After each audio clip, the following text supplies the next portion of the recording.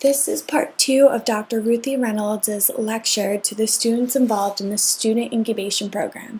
In this segment, she talks about the mindset needed to achieve your dreams. I applaud you for going into business. I want you to think about the financial information. And the third thing that I want to talk to you about is I want you to dream and dream often. That's how people take their business to the next level. In fact, I'd like to say, I'd like for you to think about work on working. Now what that means is that you need to dedicate some time to look at these figures, to think about what you can do next. If you look at a lot of the successful entrepreneurs of this country, they actually worked on this vision that started and then it kept evolving. No ideas are crazy. I said earlier, you might think they're stupid. They're not.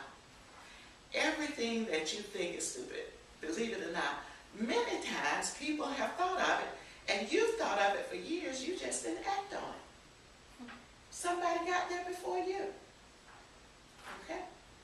So I recall an instance here in Nashville, this has been maybe 15 years ago, that a friend of mine who was a general manager for a large chain of restaurants was talking about how important it is these days to have valet parking at the airport.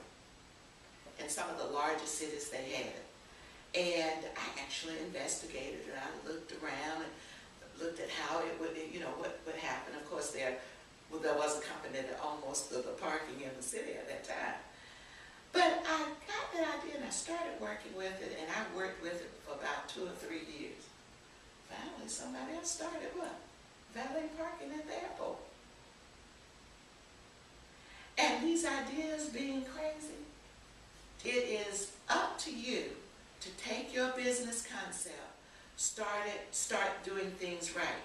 And I'm glad when I hear people call me, they say, I want to get this off on the right footing. And my challenge to you today is to embrace the financial part. You have to know it all.